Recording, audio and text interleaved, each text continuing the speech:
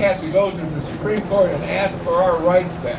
But I'm telling you right now, that's what Dianne Feinstein, Dick Durbin, and Schumer all want us to do. And we're not going to do it anymore. All right? Stand up! Let's go! Congress is mentally ill! Right now, you have people in the Golden Dome over there that are trying to take your rights away from you. You have people in your very towns that are trying to take your rights away from you. I want you to know that this is an organized effort across the United States. We sued the Brady campaign about 10 years ago. They sued us, actually. And in the testimony, which I heard, was under every week they have a meeting, phone meeting. They coordinate efforts all across the United States and our nation.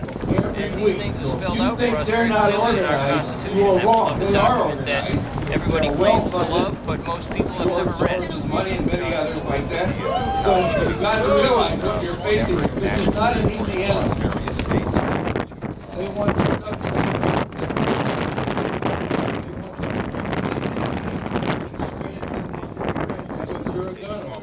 Don't let them do that. Okay, in the world I live in, words mean things. We have definitions for words. Thank you. Second Amendment says shall not be infringed. If you look up the definition of infringement, it means you're not going to come upon it in any way, shape, or form as to detract from it, as to disparage it, as to make Guys, we got to give Rich another flight. He flew big yesterday.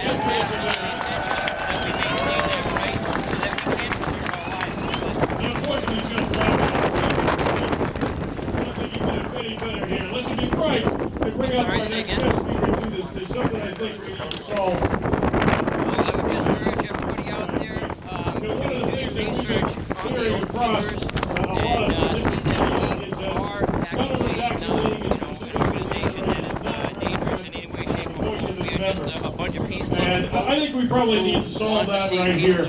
Gun owners actually believe that the Second Amendment is a civil right. It's an inalienable right that is not given to us by our government, that is given to us by our Creator, that is our God-given right to defend ourselves and our family. Are you with us on that?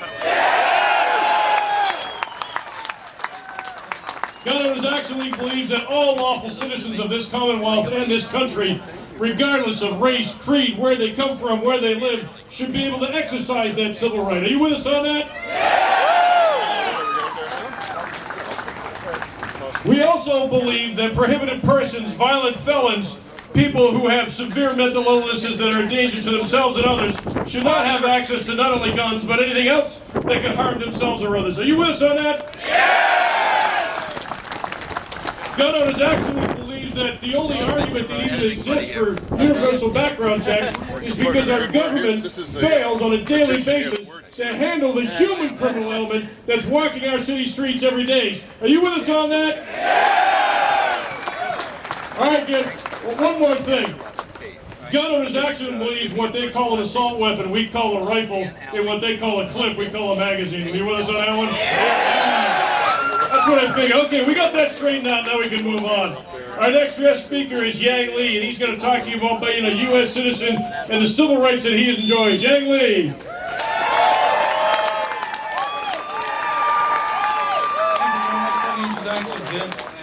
My name is Yang Lee, and I'm a proud member of the Gulf, and I'm a proud Massachusetts gun owner.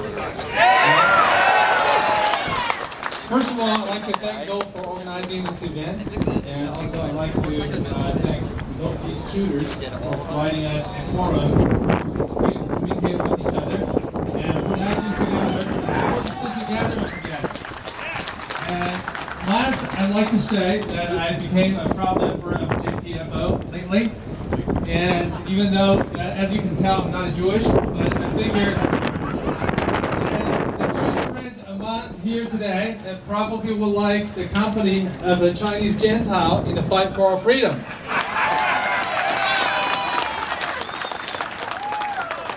Last summer, I started teaching my children the sports of shooting. And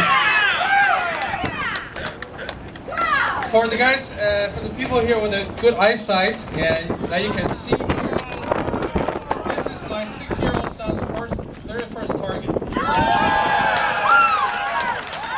And after the event, he proclaimed very proudly, he said, "Daddy, next time I go on a business trip, if there's a bad guy come to our house, I'm going to use my rifle to protect mommy and sister." Fantastic, yeah, I'll do that. That 6-year-old boy did not read DC versus Heller decision. But I think that he knew that using a firearm to protect yourself, to protect your family, is an individual right. Unfortunately, I didn't have the heart to tell the boy. I didn't say this, but according to MGL, Chapter 140, Section 131L, that the gun has to be locked up and he's not going to have access to it until 10 years later when he gets his FID. That's the world that we live in. And, well, just in case anybody gets any ideas, that when I do go on business trips and there is a proud mommy who's also a proud gun owner, a naturalized citizen, and she is a pretty damn good shot. So, the mama bear in the house will not hesitate to use the claws of liberty to defend her cubs. Let's give a big hand to all the mama bears in the crowd today. We're proud of you.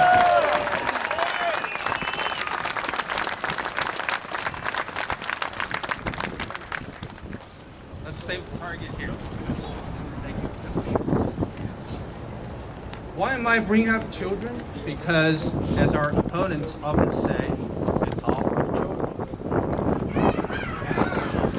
The reason why we're here today is because we want to preserve this cherished right so we can pass the right on to them and them to their children. And I would like to quote President Ronald Reagan said one time, "Freedom is never more than one generation away from its extinction. We didn't pass it to our children in the bloodstream. It must be fought for, protected, and handed on for them to do the same. Or one day, we will spend our sunset years telling our children and our children's children that what it was once like in the United States when men were free." I don't plan on telling my grandchildren that sobbing story. Do you? No! I've come across two arguments from the other side. And one is that tyranny would never happen here. And the other, even if it did, an armed citizenry is powerless to stop it. First of all, tyranny not only can happen here, it has done so many times already. Among many examples, I'd like to underscore what happened in 1942, when thousands of U.S. citizens of Japan descent were sent to internment camps. They were stripped completely of their constitutional rights, and the Supreme Court, which was supposed to provide checks and balances of the executive power, was more than happy to uphold FDR's executive order. The ruling was eventually overturned. Apologies and $20,000 restitution were issued 40 years later to each survivor. Think about that for a minute. If you know you're heading to a camp of unknown fate, would you count your hope on an apology coming 40 years later? Or would you like to grab your rifle and full capacity magazines, fight for your life, your rights, and your freedom? Some would say, but our government is better today. We have a constitutional government and separation of power. We have a democratic voting process, so it will never happen again. Then what do you call it when a sniper bullet killed a nursing mother, Vicky Weaver, while holding her 10-month-old baby? All because a shotgun barrel was allegedly little shorter than 18 inches. What do you call when you are threatened with jail sentences just because you're living and breathing but did not purchase a government-sanctioned healthcare insurance? And what do you call when a TSA agent sticking her hand down your daughter's jeans, all for the benefit of your safety? And what do you call when politicians enacting federal and state statutes to make schools defenseless zones and then pointing their bloody fingers at you every time a madman goes on a rampage?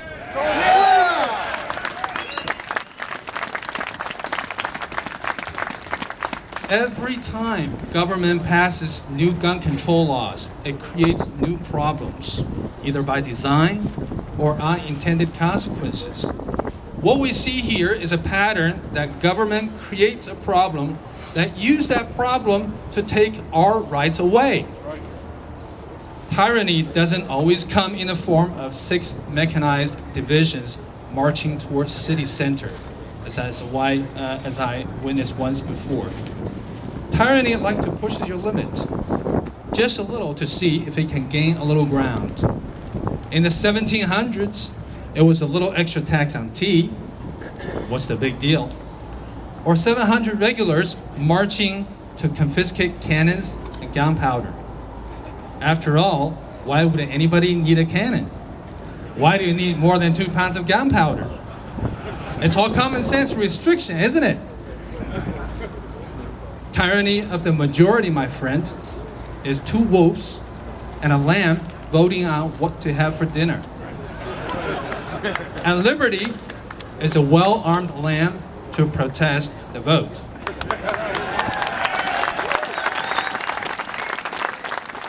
The wolves in New York and Connecticut have voted already that the lamb can have any gun that she wants as long as it's a single-shot rifle.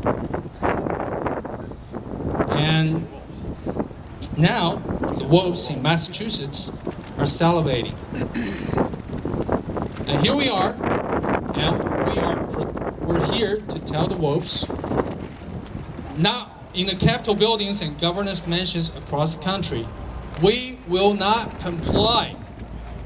We will not surrender. We will not give up. Moulin La Bay, come and take it. Come and take it. Many of you here have heard this quote by the authors of Gulag Archipelago, Mr. Alexander Solzhenitsyn. What would things have been like if every security operative, when he went out at night to make an arrest, had been uncertain whether he would return alive and had to say goodbye to his family?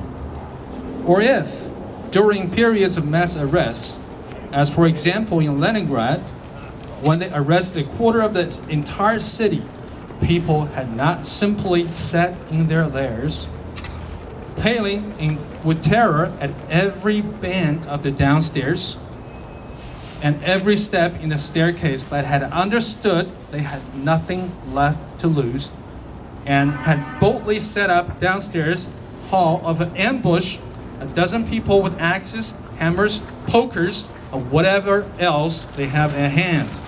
The organs would quickly have suffered a shortage of officers and transport, and notwithstanding of all Stalin's bloodthirst, the cursed machine would have ground to a halt if we didn't love freedom enough. And even more, we had no awareness of the real situation. We purely and simply deserved everything that happened afterward. By the time Posse Comitatus is declared null and void, and we have soldiers ready to march on the U.S. soil in armored columns, it would have been too late. The time to fight tyranny is to kill it at its infancy. I'm going to tell it like it is. The Second Amendment is not for hunting or sporting. It is to guarantee citizens for righteous killings. When the terror of the state is descending upon your doorsteps, would you rather fight back with a cooking knife, a fireplace poker, or a rifle with a bunch of standard capacity magazines?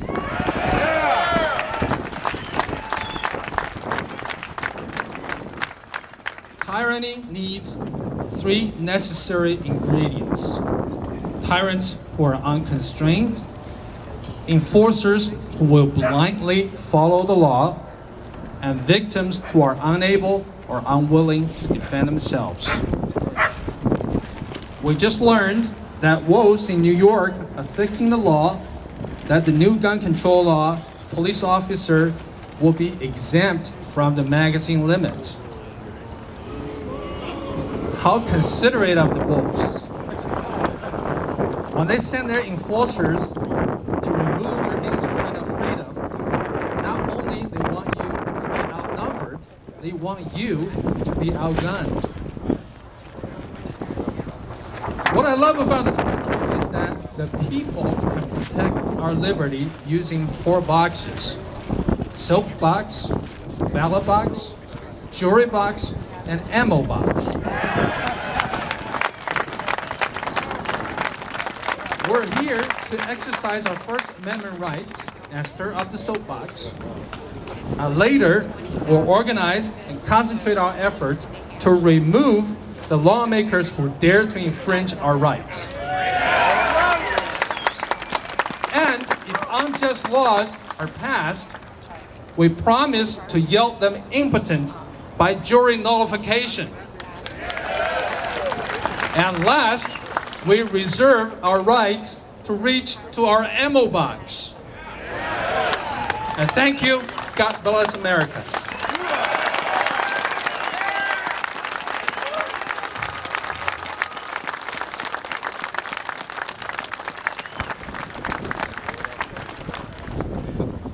You know, a lot of what he said is right. We saved that for the last, but I want to tell you a real quick story.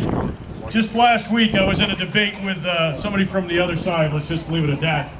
And they said, Jim, come on, when you get right down to it, you guys talk about, forming a militia, the right to keep and bear arms, and taking on the U.S. government. Do you guys really think you could take on the U.S. Air Force if it came down to that? And I just looked down the table and said, who said they're on your side? Oh, yeah! Oh, keep it! Yeah! Oh, keep it! What was Attack Second Amendment rights. I get to speak to a lot of audiences who don't always agree with me. Unlike a group like you, where we're all sympathetic to our cause and our rights. And when I speak to them, I like to ask them a question. What has 4 legs and chases cats? Can you answer that? A dog, sorry, no. The correct answer is Mrs. Katz and her attorney. The point I'm trying to make is sometimes in the gun control and gun rights debate, things aren't always the way they appear to be. Let me give you just a couple quick examples. Back when they passed the Brady Bill and gave us a national waiting period, the anti-gunners did that because they figured that if we made it more difficult for you and I to be able to buy a firearm, they'd sell less firearms. They sold less firearms, there'd be less gun stores. If there were less gun stores, there'd be less gun manufacturers, and there'd be less guns made and sold to all of us. Well, what happened? We opposed it, of course, because a right delayed is a right denied, as Dr. Martin Luther King said. But what was the net effect of this? Gun stores don't have a whole lot of foot traffic. So when people had to go back in a second time to pick up their gun, what happened? Well, they bought more ammo, they bought accessories, and they bought more guns. And gun sales really didn't go down, they went up. Sometimes things aren't the way they appear to be. And it's definitely the case in this gun control debate. Another example. 10 years ago, more than 10 years ago, time flies, when they passed the assault weapon ban. What happened? Well, in the year they debated it, they sold a 10-year supply of those firearms in 1 year. Basically, they accelerated the amount of guns tenfold, and they took no guns away from anybody that had one, right? Well, that wasn't exactly what the anti-gunners really wanted to do, was it? But things aren't as the way they appear to be. And the funny thing happened. Crime rates went down with those firearms. They didn't go up, even though there was a 10-year supply sold in 1 year. Things aren't the way they appear to be. These are not the results that the opponents of gun ownership want. but they never seem to learn from history. What do those pushing on the gun rights agenda really want as their end game? Illinois Democratic Congresswoman Janet Schakowsky wants to make one thing very clear. The attempt to ban so-called assault weapons is only the beginning of their planned attack on the Second Amendment. Schakowsky made these comments to a reporter at the 1 Billion Rising Women's Rights Rally in February. Referring to Sandy Hook tragedy, she said, and I quote, "A moment of opportunity," end quote. Schakowsky went on to say that everything is on the table. There's no question about it. We're on a roll now, and I think we've got to push as hard as we can and as fast as we can. When pressed on exactly what she meant, Schakowsky noted that her choice for the next ban would be handguns, followed by allowing individual communities to deny Second Amendment rights to those who live or travel within their boundaries. I'm sure that even now, she's being chastised by the White House for letting the truth slip. But make no mistake about it, it's the truth and it's the ultimate goal of the Democratic Party. We will not comply! After all, Representative Schakowsky isn't a newly elected rookie. She's a member of the Democratic leadership, serving as chief deputy whip, as well as sitting on the steering committee for policy committee, which is instrumental in formulating the party platform and its strategy. So remember those words of hers when you hear Democrats parroting the party line that they support the Second Amendment subject to reasonable restrictions, or when you hear Democratic friends constantly tell you that no one wants to take away your guns. Because I have news for you. They do want to take away your semi-automatic rifle. They do want to take away your handgun. And once they've taken those away, then your single-shot shotgun suddenly becomes a close-quarters combat weapon, and they want to take that too. Don't believe me? Just ask Congresswoman Schakowsky. At least she was honest enough to admit it. The only thing that stands in her way is the opposition of us and a unified Republican Party that controls the House of Representatives. And believe me, gun owners know who their friends are. So don't be surprised when the Democrats lose control of the United States Senate in 2014.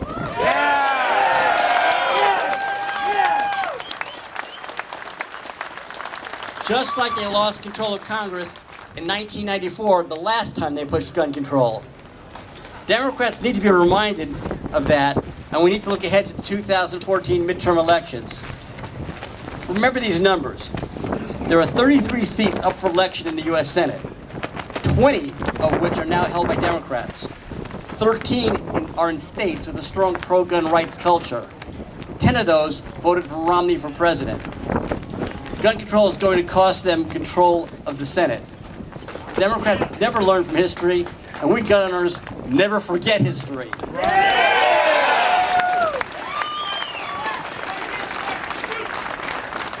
Let's take a look at the current battlefield. Our rights are being attacked in a number of so-called blue states: Connecticut, New York, New Jersey, Illinois, Colorado, Maryland, and yes, Massachusetts. In Congress, we're seeing an assault on the Second Amendment like we've never seen in decades.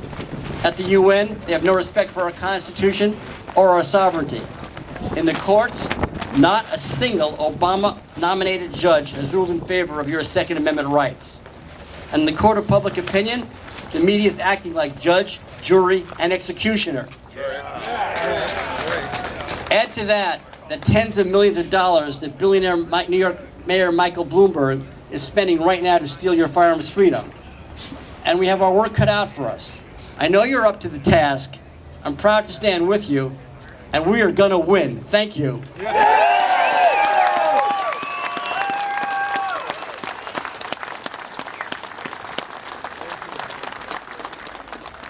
All right, give it up one more time. Alan flew all the way from the West Coast just to be with us today. How's that, huh? Outstanding, outstanding. The wind was going, you know, there's Christine Wilkinson's down here. She's going to kill me for recognizing her, but she's holding a pretty good sign. The wind kicked up. I thought Christine was going to go. So if you see her going that way, just grab her before she hits the State House, all right? Anyway, listen, another guest speaker is one of our newest board members who's come on to help Goal charge to the future and to make sure that we're protecting your civil rights and the civil rights of our kids to come. Ladies and gentlemen, welcome Bob Pepe. Thank you, Jim. And everybody here for showing up. You know, there's a saying, we've tossed a lot of sayings around out here, and the one that I want to toss out is, for evil to flourish, all it takes is for good men to do nothing. Yes. Pat yourselves on the back, you're doing something. You are here. The cameras are looking at you. The State House is looking at you. Activism on the internet is a wonderful thing. It allows us to talk to one another. It allows us to get our message out to people who might not hear it. But it only goes so far.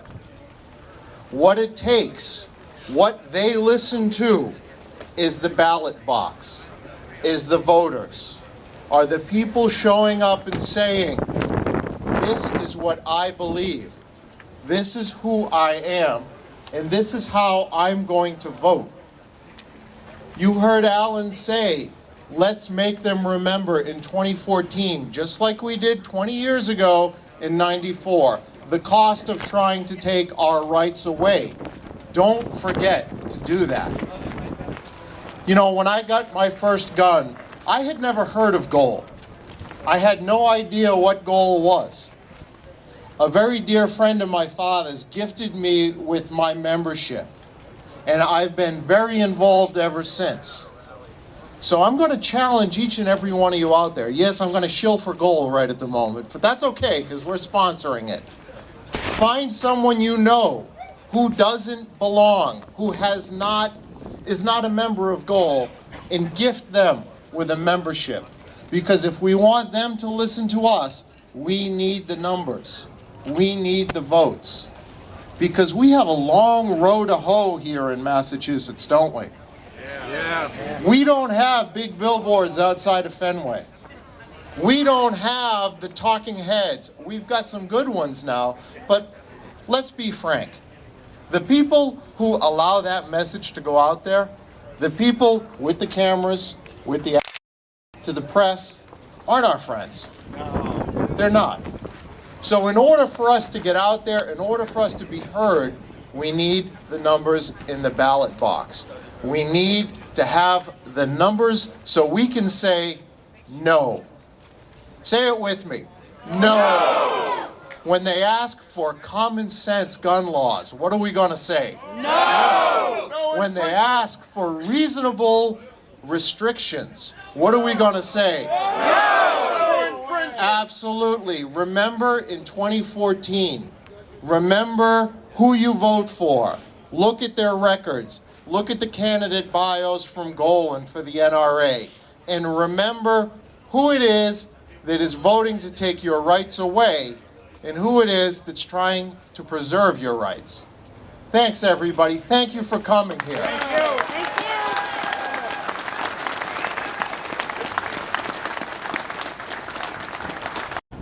And probably you're going to say, Jim, what the heck are you doing with a piece of the Gettysburg Address? But I want you to listen to the last part of this address and set aside the Civil War from your mind when you listen to it. It is for us, the living, rather, to be dedicated here to the unfinished work which they who fought here have so far thus nobly advanced. It is rather for us to be here dedicated to the great task remaining before us. That these honored dead we take increased devotion to that cause which they gave the last full measure of devotion. That we here highly resolve that these dead shall not have died in vain, that this nation under God shall have a new birth of freedom, and that the government of the people, by the people, for the people, shall not perish from this earth.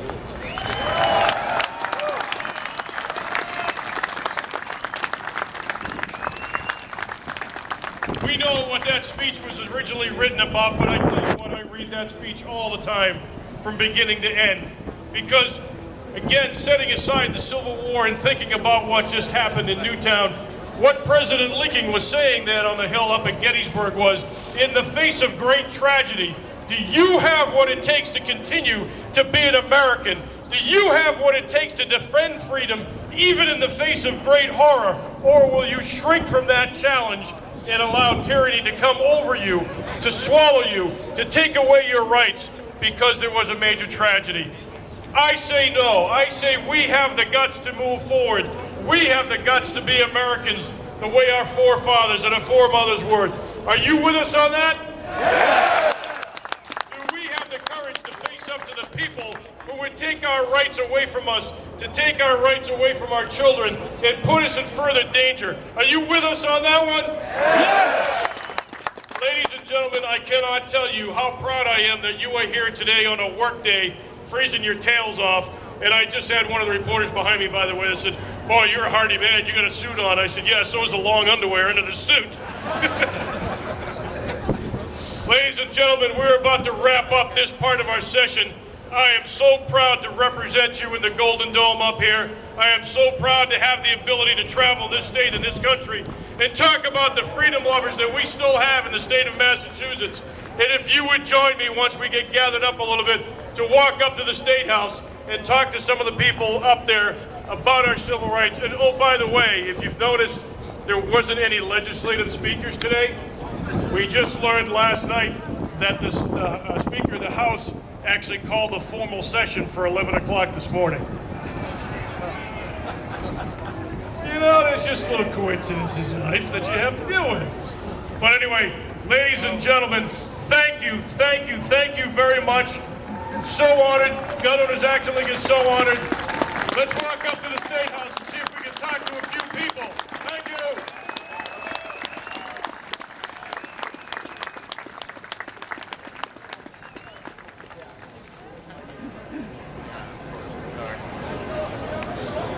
I, state your name. Rachel Rebecca Swanton. Do solemnly swear or affirm that I will support and defend the Constitution of the United States of America.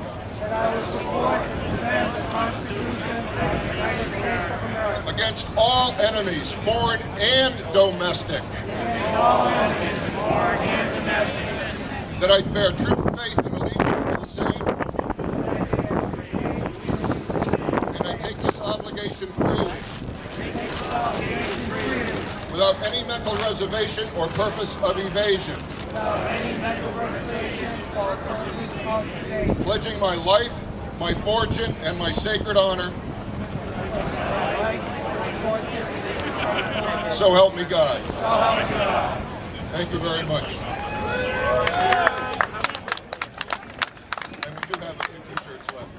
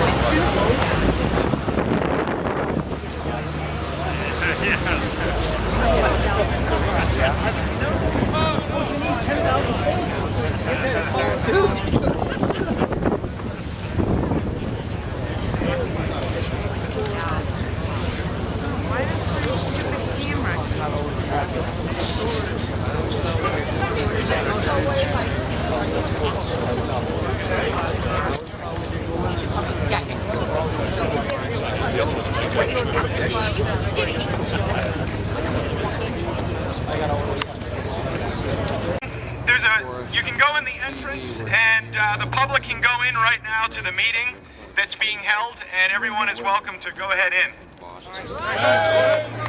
To your right. Yeah, you gotta take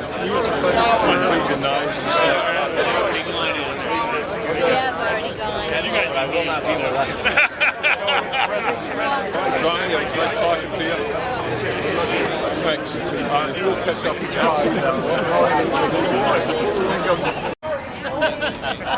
Of willingness to speak out and not care about what others think of us, by our willingness to not only correspond with representatives, but do stuff like this, we are preserving that liberty, because the government does not get away with unconstitutional laws if the people are awake and aware.